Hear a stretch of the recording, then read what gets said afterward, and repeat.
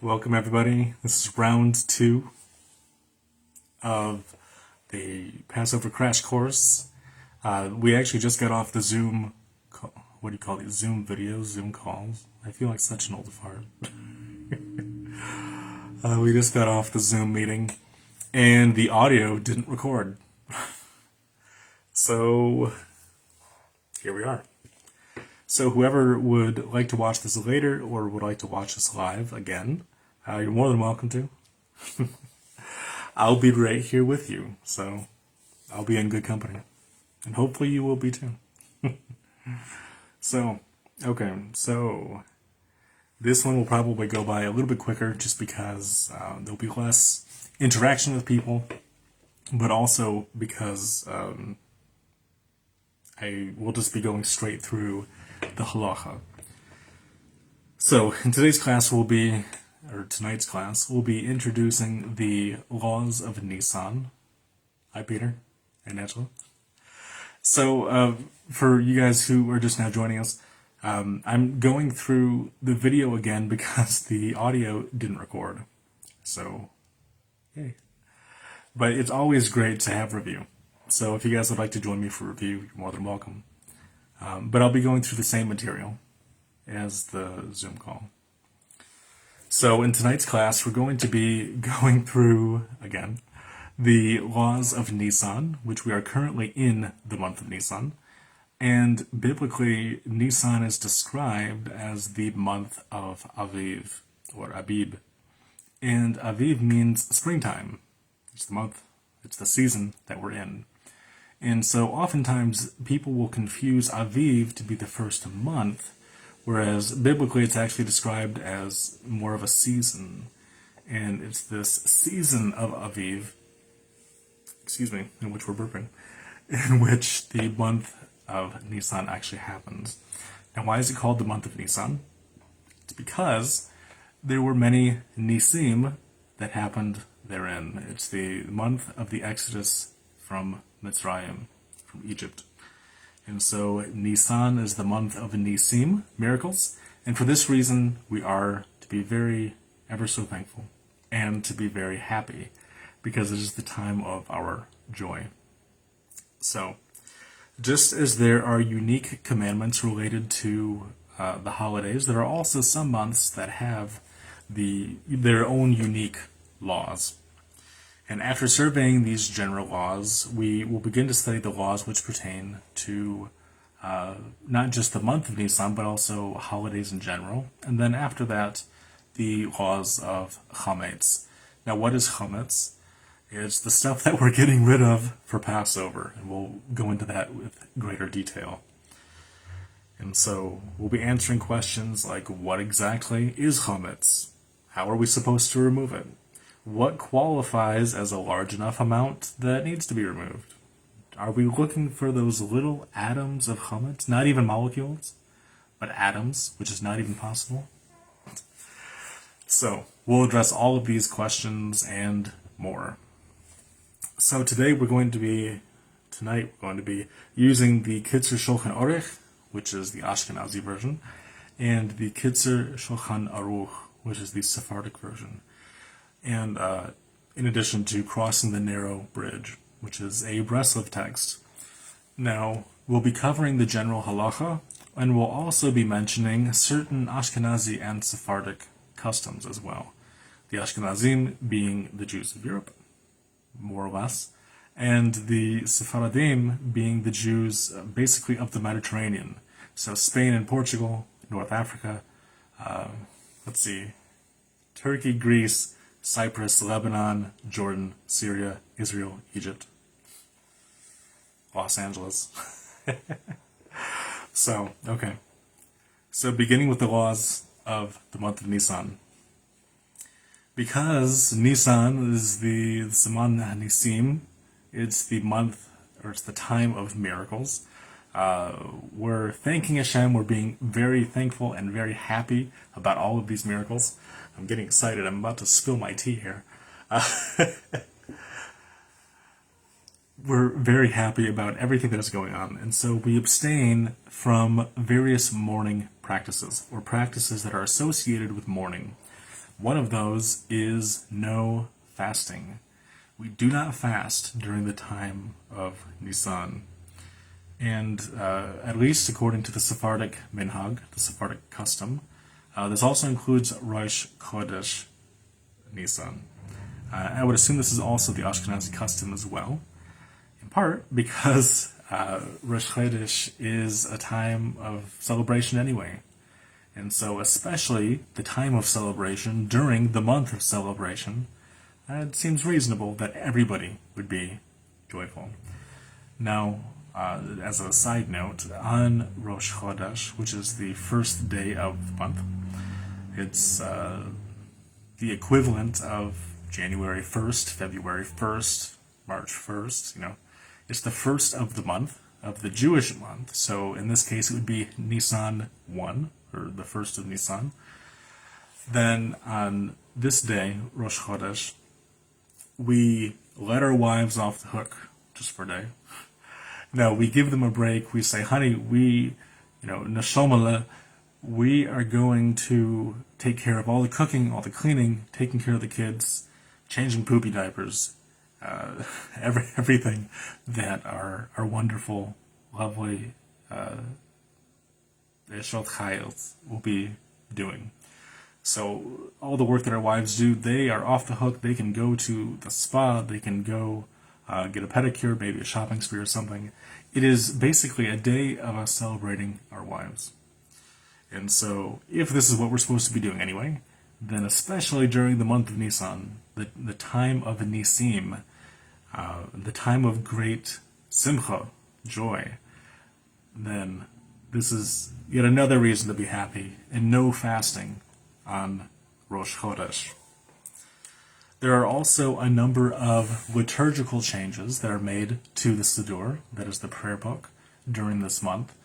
And during this time, there are many prayers, or when I say meditations, I refer to things that we think about, we ponder, and we really take to heart.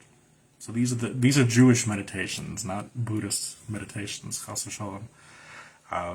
So things, poems, songs, meditations, etc., that we contemplate and that we recite. Now, what are these? Well, it's a secret, I can't tell you. No, I'm teasing. The Siddur will tell you. That is what the Siddur is for. The root word of Siddur is also the same as Seder, like Passover Seder. And it just means order, right? It's like order in the chaos.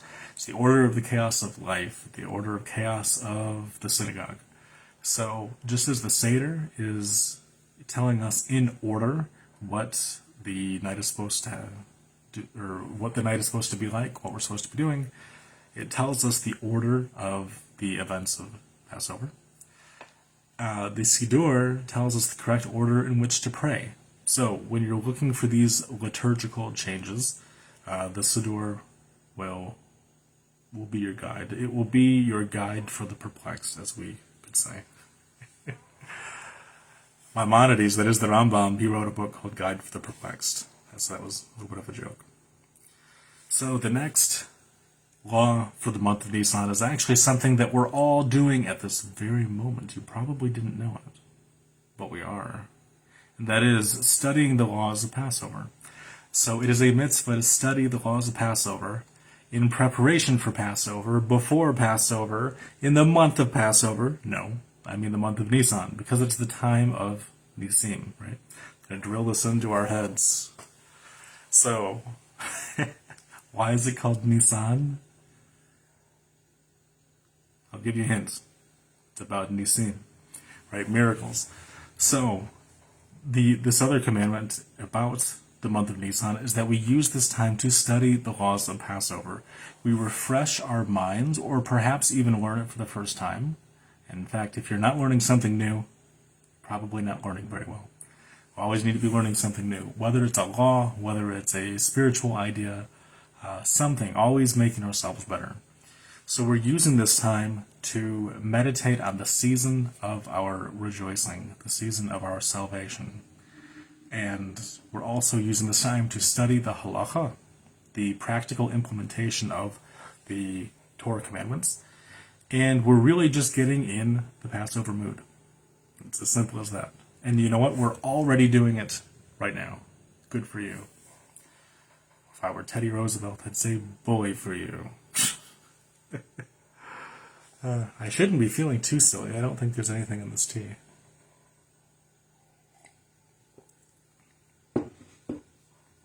It's a little bit of lemonade.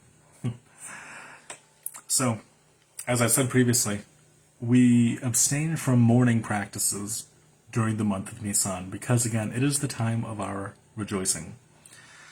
So, just as we don't fast during the time of Nisan, the month of Nisan, we also do not pray certain prayers or do certain practices that are associated with mourning.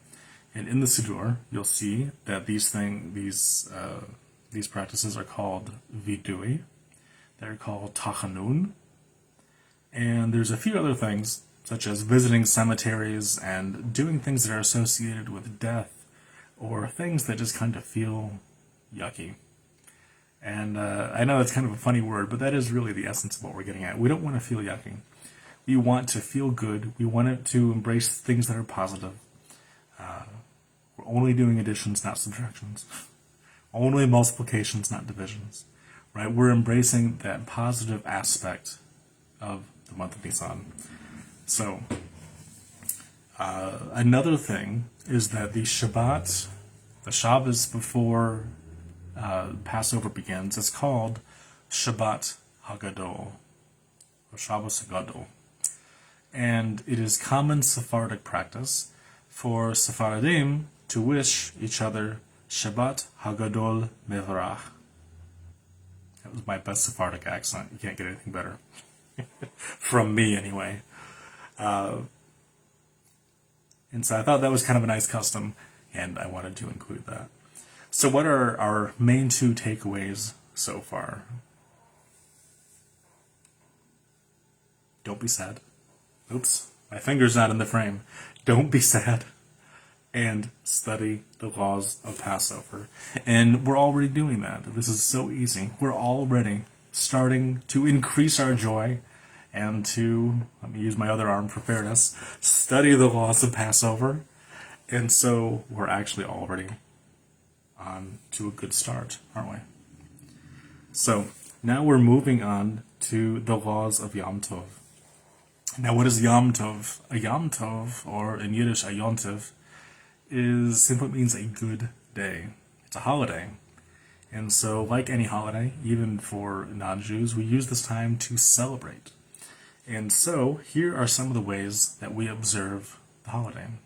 Now, this is not just Passover, this is actually every holiday that we have, minus Yom Kippur.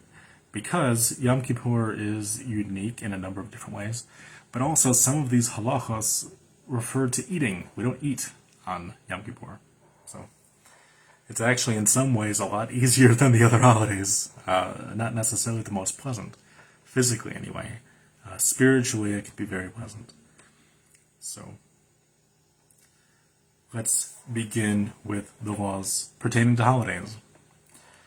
All malachos, that is creative labors, that is the things that are forbidden on Shabbat.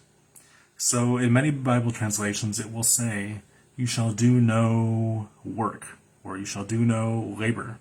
You shall do no figure skating. No, just kidding, not figure skating. But it says don't do any work on the Sabbath.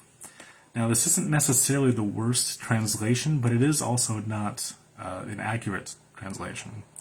The word for work or labor is avodah or avoida. It's also where the word servant in Hebrew comes from, or worker is eved, right? If you are an eved, you're doing avodah. Avodah.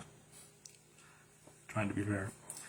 So, this is not actually what's being prohibited on Shabbat. What's being prohibited on Shabbat is melacha, or malacha.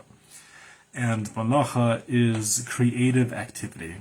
So basically, it's creating art. It's playing music, it's doing construction on your house, it's doing anything that improves a project, improves the state of anything, that contributes anything. Basically, it's anything creative. You don't want to create on Shabbat. The reason for this is because the ultimate creative power in the universe, that is Hashem Yisrach, that Hashem himself quit working. Hashem's always working. He quit creating on Shabbat because there were 6 days of creation and then he rested.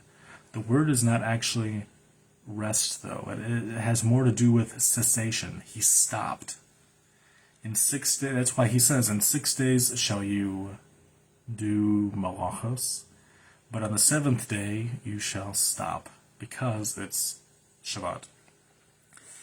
So, all of the malachot, or malachos, of Shabbos, we don't do on the Yamatov either.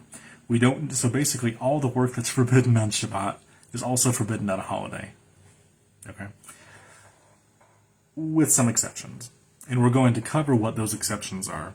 Now, for these exceptions to really be meaningful, we need to understand what the prohibited things are.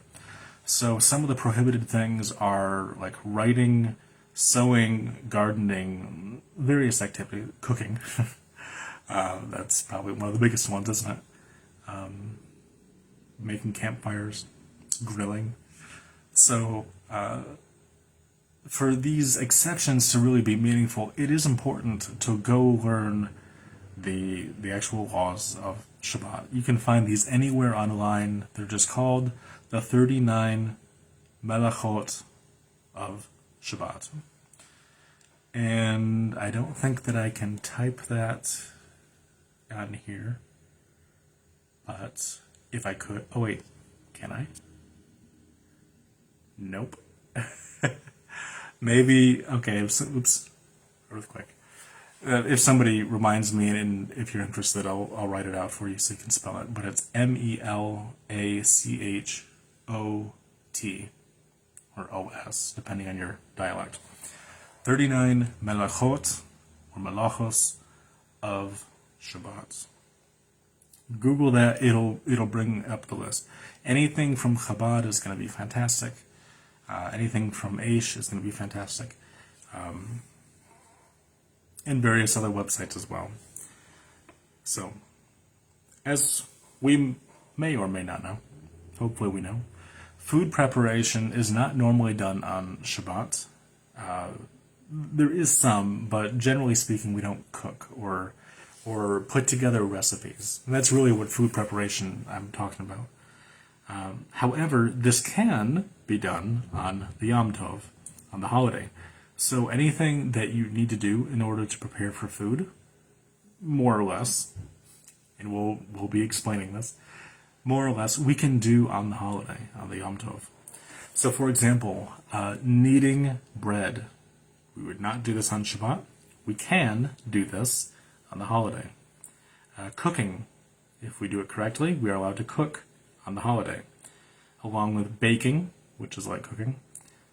Putting together like tuna sandwiches, which involve mixing ingredients, right? Assembling salads. So you put all your ingredients together, you put in some dressing. I personally hate dressing, but most people like dressing. So you want to mix all that stuff in really well, and you have a real geschmack salad, a really delicious salad. You can even also slaughter an animal, which I actually just learned this recently, but it kind of surprised me because I thought that you couldn't do that, and I was actually mistaken. So if need be, if for whatever reason you need to slaughter the animal on the holiday day, you're allowed to slaughter it, drain the blood, salt it to absorb the blood, skin the animal. Obviously, you need to do that before these other ones. Remove the organs. Like everything that you need to do, you can do on the holiday day. And it'll probably take all day, honestly. But you're allowed to do that.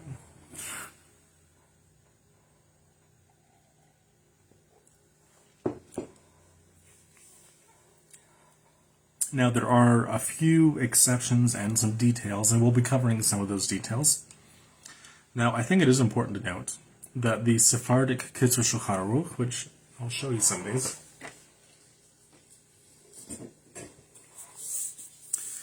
Here is the volume 2, at least. Volume 2 of the Ashkenazi Shulchan Aruch. There we go. We have the glosses of Rabbi Shlomo Gansfried. And here is the Sephardic Kitchen Shulchan Aruch.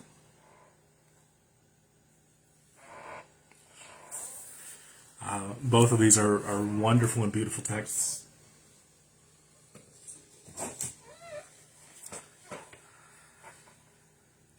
So the Sephardic Kitchen Shulchan Aruch only mentions kneading, cooking, and baking. However, it also, though the other things that we mentioned, like putting together salads and slaughtering and such, these also may be permitted. However, they're just not mentioned. So there are some things that are permitted that are not mentioned. There are some things that are explicitly mentioned in one but not the other. So another important thing, which I spent probably more time on this in the Zoom video than I needed to, but is the activity of grinding. So normally we would not grind things on Shabbat, but on the Yamatov we can in an emergency. So if we came down to the last minute and we light the holiday candles, and we think, oh, I forgot to grind the salt. I forgot to grind the pepper or the seasoning or something. You realize that after the fact, you can do it on Shabbat. Or you cannot do it on Shabbat. You can do it on the holiday day, the Yamuto. It just needs to be done in an unusual manner. So don't do it the way you normally do. Do it, I hate to say it like this, but basically do it in a silly way. Because that's called doing something with a shinui. And it basically allows us to do certain, not everything, but certain otherwise prohibited things it allows us to do. So, for example, if you would normally grind herbs or seasoning or something in, a mortar and pestle, let's say, I need to be careful how I do this because this is technology. Here's my mortar and pestle right here. This is a flash drive. And, normally we would just grind like this, right? We grind the substance down. Now, we're not going to do that on the Yamatov. So instead of going like this, maybe we'll go like that, do it a little bit differently. It doesn't have to be a big difference. It just needs to be a difference. So whatever way you normally do it, don't do it like that. That's basically what we're talking about.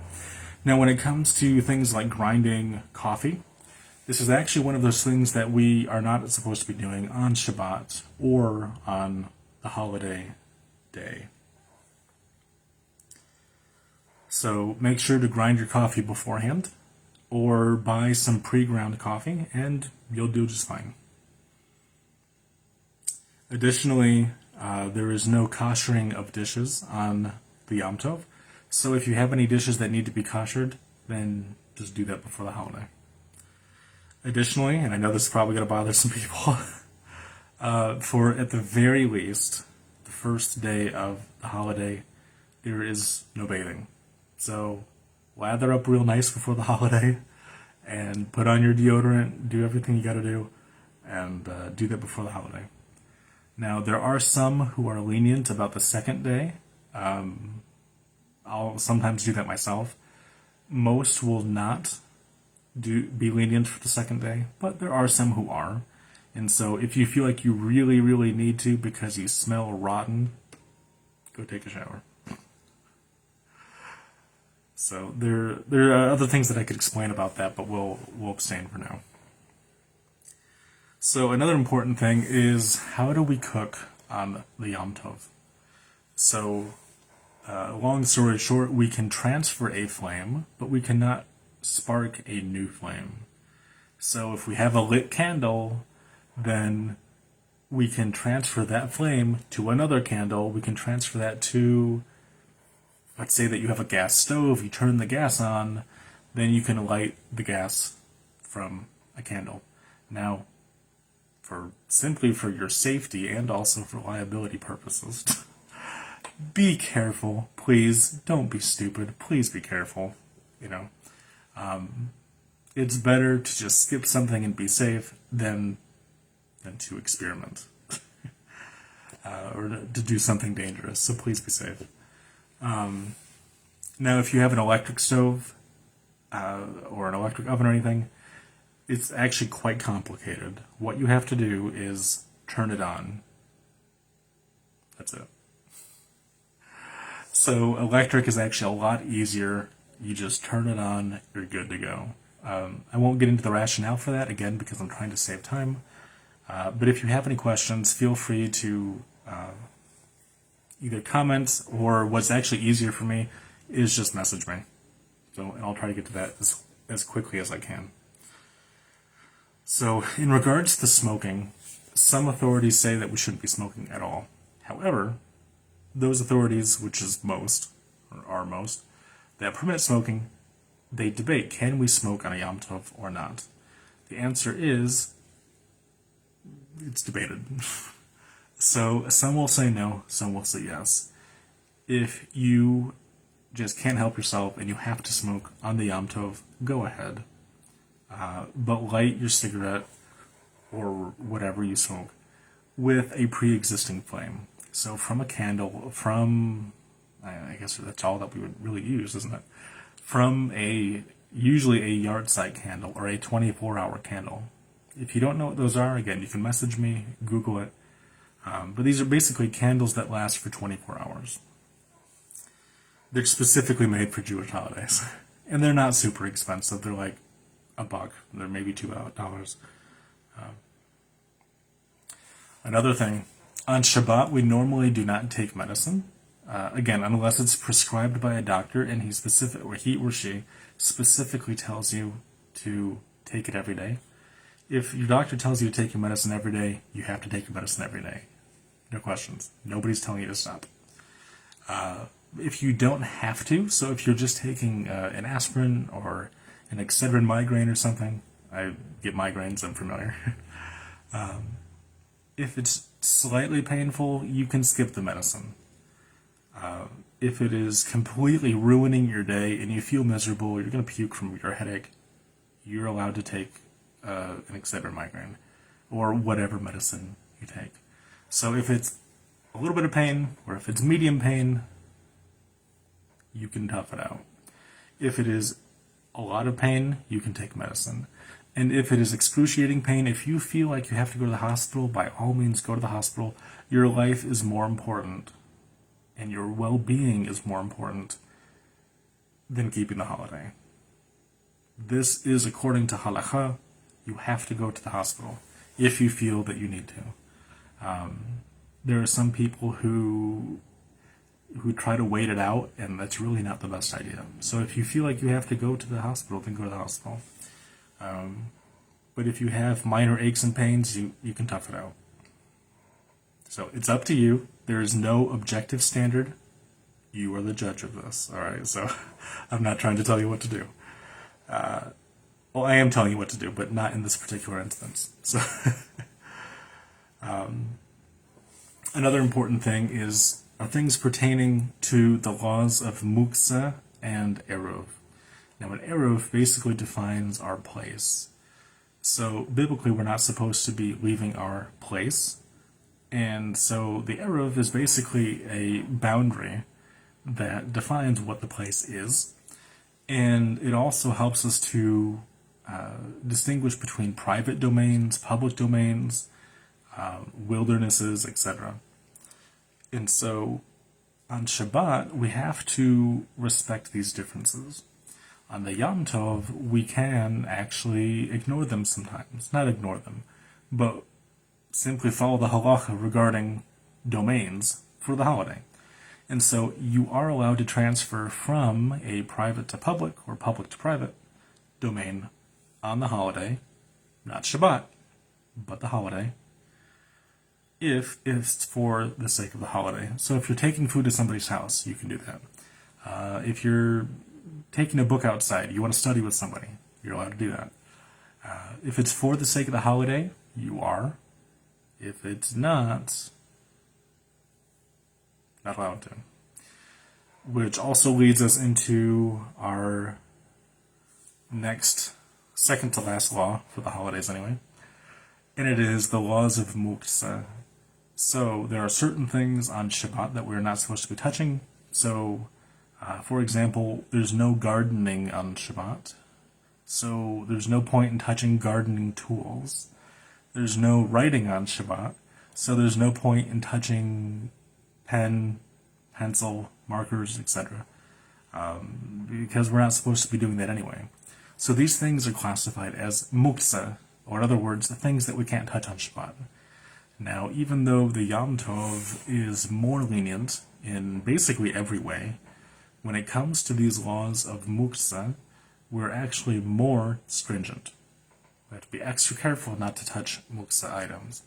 And if you would like a much better definition of what qualifies as muksa, we can discuss that. I can maybe send you a Chabad article on it. But something explaining a little bit more of how we define what is muksa and what is not. But suffice it to say for right now, it's the stuff that we can't touch on Shabbat. And it becomes even more severe or more strict on the holiday. So be careful. Also, lastly, it's a mitzvah to purchase yourself new clothes, but also purchase your wife, if you're a man, purchase your wife new clothes, consider buying her some jewelry, buy her things to look nice. And of course, they should be things that she actually wants. Don't dress her up in something that only you like. It's not going to end well. It's also good to buy your children some new clothes. This is actually a Jewish custom where every holiday we buy our families new clothes as kind of a nice thing to do for the holiday. Also for Passover, we can skip Christmas, but we're not going to skip Pesach. So it has also kind of become customary to give some presents. It doesn't have to be anything big. It can be one, it can be two, but, it is a nice thing to give gifts during the holiday.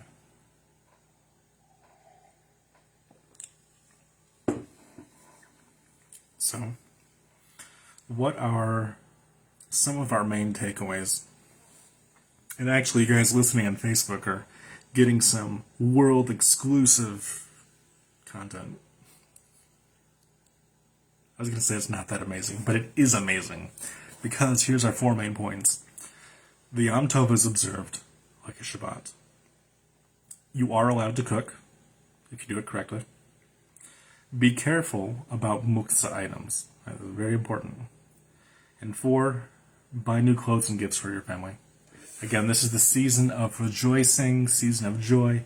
We want to help our families feel this way too.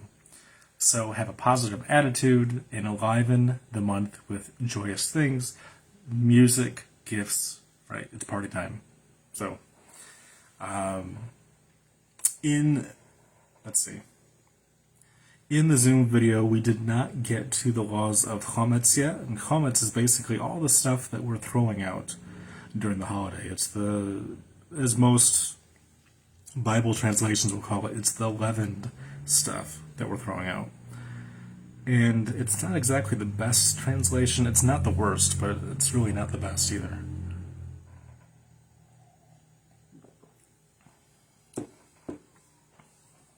This is the best, though.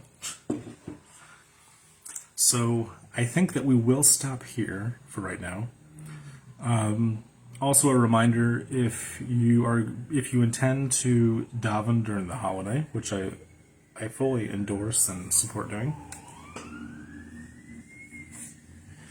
you will want to get yourself a machzor. Let's see.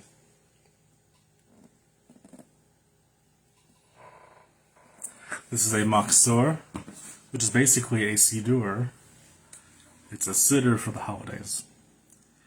And I see we have a comment. Let's see. Who's commenting? Whose beautiful comment can I not see? Oops. Oh, you're very welcome. Thank you for joining us today, or tonight. So, now is the time to be ordering our Maxwell, our Passover Prayer Box. Now, it's interesting. This is actually the... I feel like this is off-center now. Here we go. This is actually the thickest Muksa. I'm not exactly sure why. I feel like Yom Kippur should be, but this is a thick one. So it is chock full of excellent, excellent stuff, though. Lots of goodies for our not just entertainment, for our blessing and benefit. And so if you intend on davening, now is the time, because it's going to take a few weeks for it to get to your house, probably, unless you pay that $8 for express shipping. So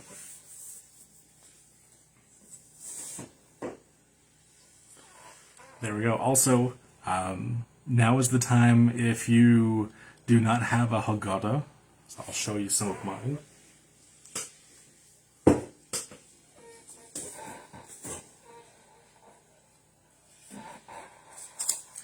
Some of you already know what the little one is. Alright, so here's certainly my, I almost said famous one, my favorite one. It is the Breslov Hakkada.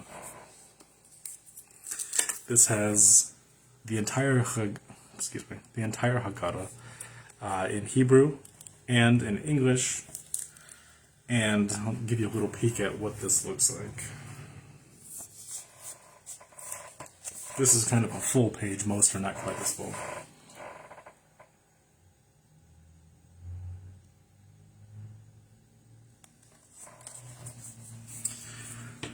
So this has the complete Hakkada, or Hakkada, and it also has lots of delicious commentary in it.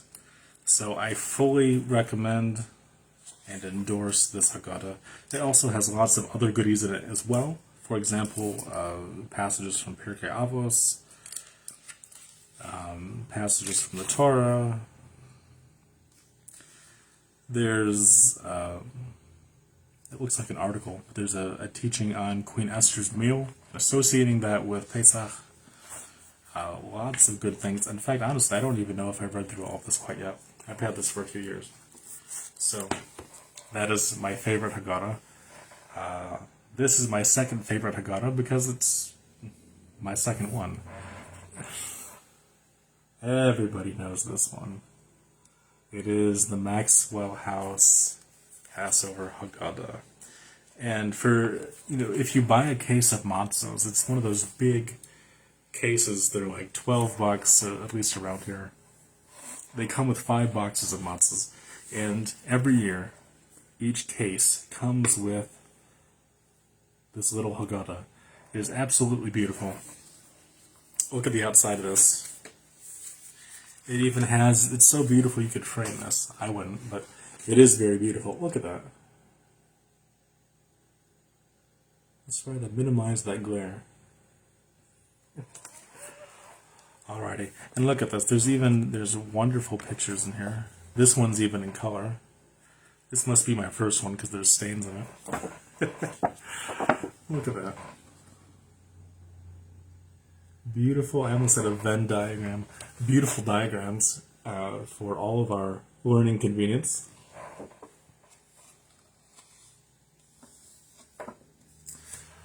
I was looking on the back, I thought that something popped out, but it's actually just a scratch. I don't know if you can quite see that. It goes right along there. So, that diagram, this is actually one of the better diagrams, I have to say. But this is in color. The rest of the Hakkada is... Here's a good one. It looks something like this.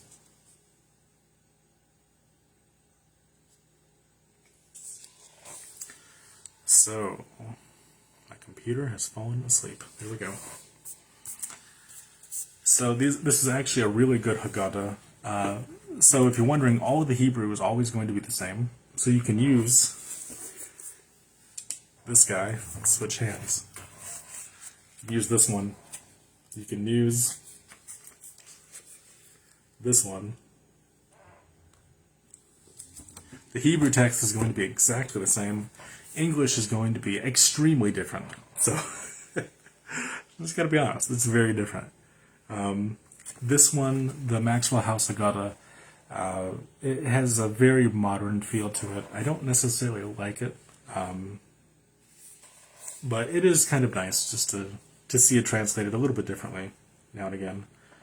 Sometimes what I'll do is that I'll use, and I'm just being honest, I'll use this one for the first Seder night, and then I'll use the Maxwell House Hakkada for the second night because I go quicker.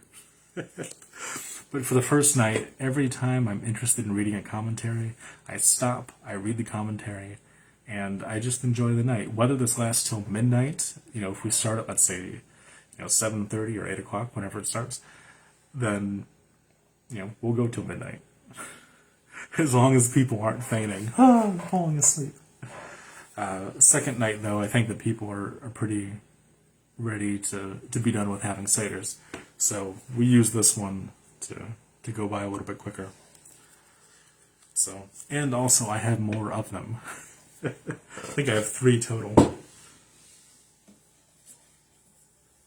Yep, here's my other ones. I feel like I'm showing you my Pokemon cards. But these really are, in all actuality, they're wonderful Haggadas, and they work just fine.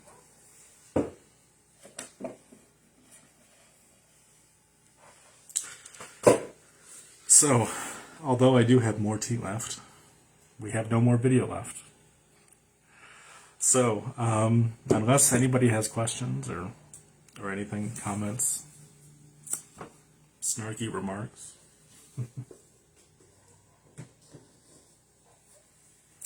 I will say this, next week I would like to get into the Laws of Chametz. Again, that is what we're getting rid of during Passover.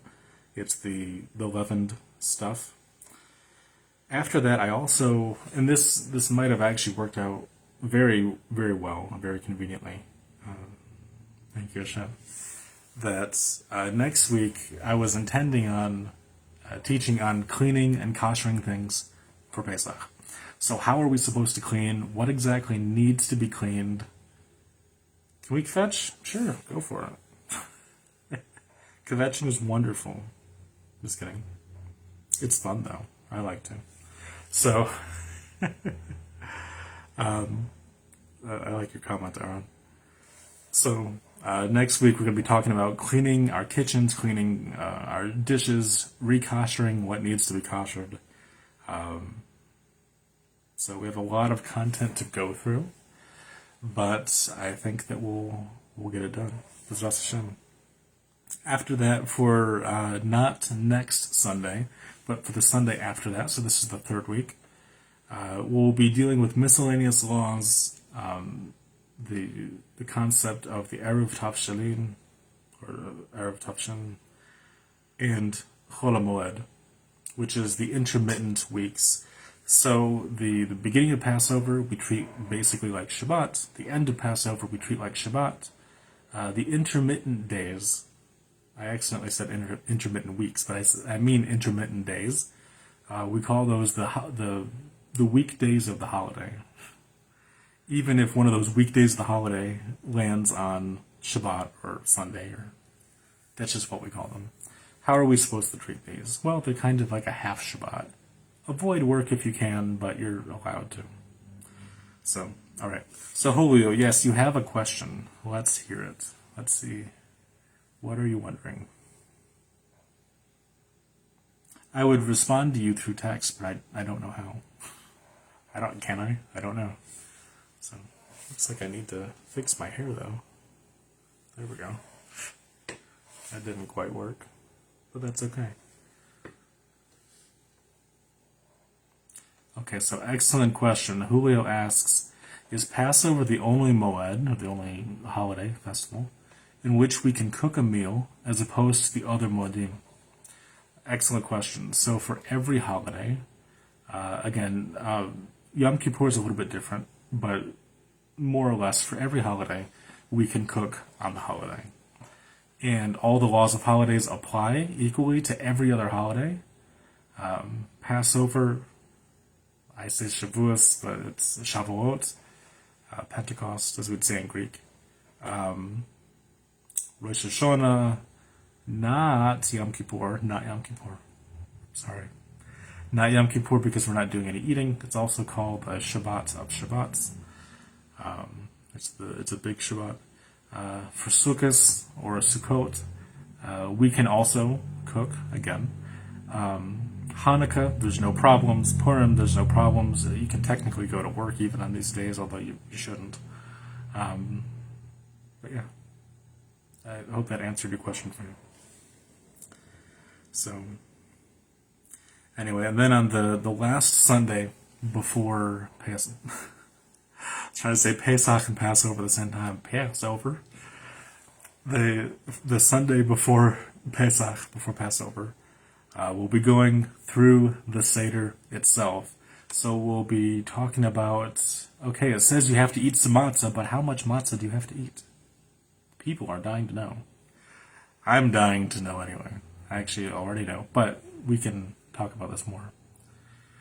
So we'll be going through the entire Seder. We're not going to necessarily be reading everything, but we will be explaining the halachic aspects, or the legal aspects, the Torah aspects of the Seder.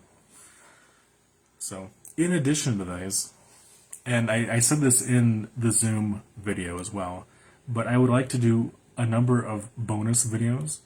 And so, when I originally designed, I hate to call it a course, it sounds so official, but when these classes, when I originally made the layout for these, the outline, I had more class days than we had days left, conveniently. So I wanted to do it every Sunday and then maybe do a bonus video on Wednesday. Even then, we don't have enough time. So, I turned some of the classes into bonus days. So, for example, we have meditations for the month of Nissan, right? Nissan is the month of Passover, right? So we'll be going through some spiritual things, some nice, we might call theological lessons. Meditations for the Shalosh Regalim, which is the 3 pilgrimage festivals of Passover, Shavuot, and Sukkot. The importance of joy. I hope that I've really emphasized this enough. Probably not enough, but at least to a noticeable amount of how important it is to be joyful during these times. Also, prayers for Pesach. So, as has been my custom for the past, 7 months, I think.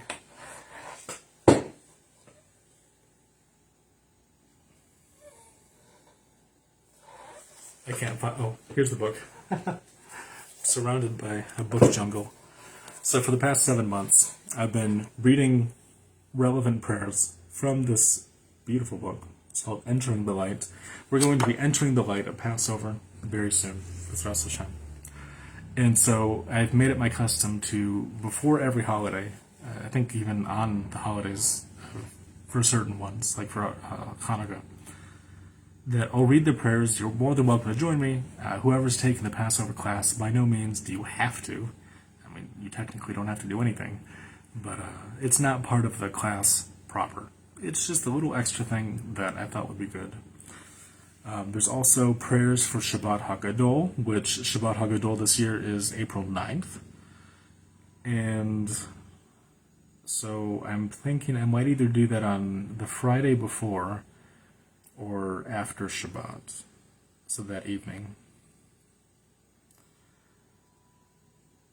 So, and then after that, Passover and Seder Insight. So these are just,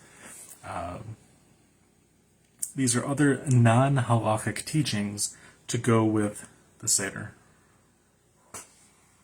And I think I've scheduled that for April 12th. And we'll see if we actually get to it. I like to use... These are the absolute best Passover resources I've ever seen in my entire life, by the way. These books. I'll put up one at a time because I can't see if they're actually in the frame.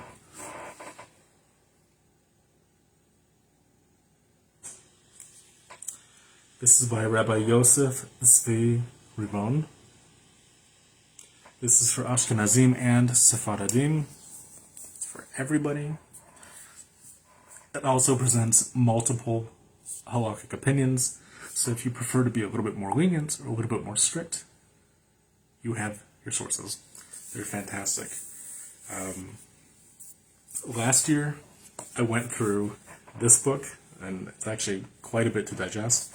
This one's even bigger. I probably will not get through it this year.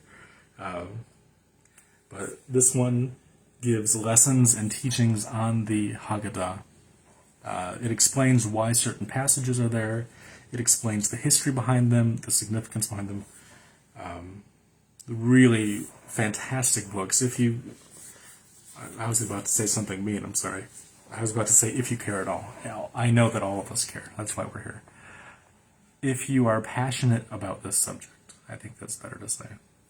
If you are passionate about Passover, I highly, highly, highly recommend getting these two books. I really hope they're not backwards. Okay, so if it is, this is called the Seder Night. This is called Pesach Hakkada.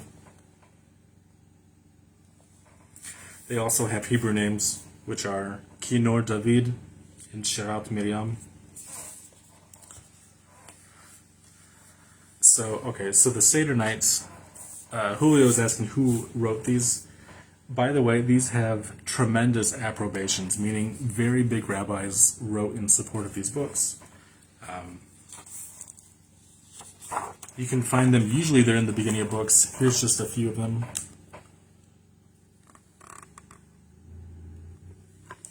Very big rabbis all over the world, namely Israel. For example, Rabbi Ovadia Yosef, who was the chief Sephardic rabbi of Israel, he wrote in support of this book.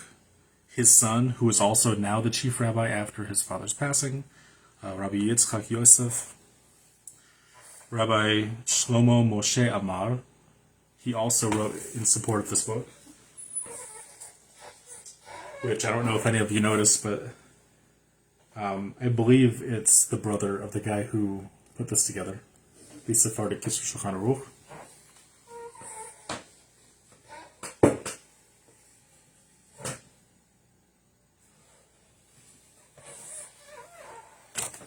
I thought I had another book by him. Apparently I don't. So there are also many other chief rabbis who have supported this this book set, these two books. They do come in a book set if you buy them brand new. Again, I have nothing but absolute praise for these wonderful books.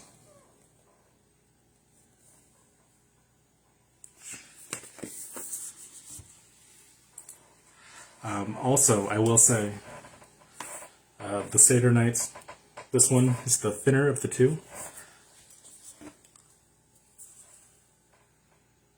As you can see, this one's quite a bit thicker. But usually thicker means more details. That's good. You have full color images in all of these. Along with some pretty good artwork, although it's not really the point of the book. That is nice to have. Let's see. You also have wonderfully helpful diagrams. Look at this.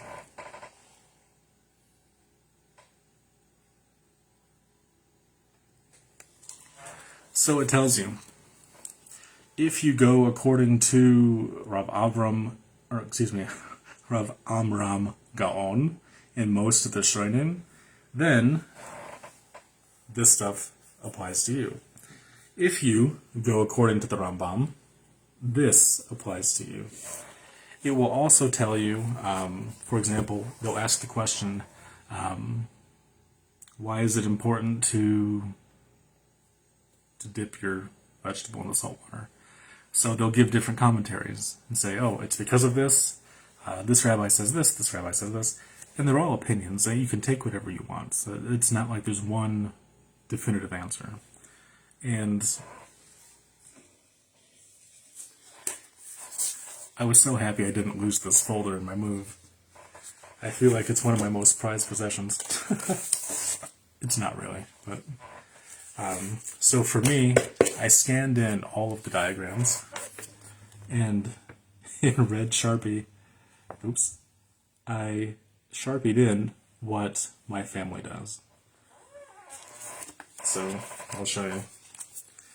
That's for the Kaddish cups. How much wine should one drink per cup of wine? So we have 4 cups, but how much should we drink from each cup? Is it a sip? Is it a cheekful? Is it the entire cup?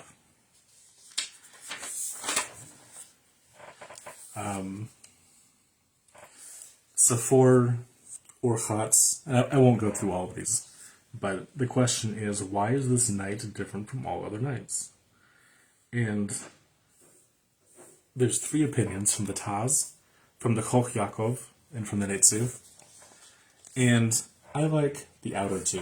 I like this one the most, but this one's also pretty good. And again, it's one of those things where it is simply a matter of preference. What do you like the most? So, let's see. Here's another one. Before the meal, one dips the chazeres so that the children will take notice, right? What is it that they will take notice? So the Ran and the Meiri say that the dipping is unusual, right? We don't normally dip our food. But some people do normally dip their food. So then Rashi and the Rashbam, they say the very fact that one eats vegetables before the meal is unusual.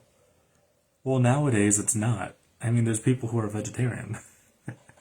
I mean, usually it's not uncommon to have some corn or green beans or something, either before your meal or with your meal, so it's not uncommon. So that might have been a good explanation previously, but nowadays it sounds silly. I mean, I myself, with the exclusion of fish, I'm vegetarian, so I always eat vegetables before my meal. It is my meal, you know. So, for me, I say the very fact that you're dipping your food is unusual, because people don't normally dip their food. I mean, maybe if you're Italian, you're dipping your bread in the oil, right? Maybe you're dipping some carrot sticks and some ranch dressing. But it's more for snacks. I mean, bread you eat with meals, but... So, fantastic stuff. B'ezras Hashem, we'll get to it soon, in due time. B'ezras Hashem, I'll have some tea. That really is some good tea. So, alright. Have I talked enough? I feel like I have. Alright, remember to study the laws of Pesach, to join us next time. Same bat time, same bat channel. You guys remember the old Adam West Batman shows? Alright. Thank you guys for joining me. You guys actually got some extra exclusive super laser beam content tonight that the Zoom meeting didn't get, so they should be a little jealous. Alrighty folks, have a wonderful night and take care.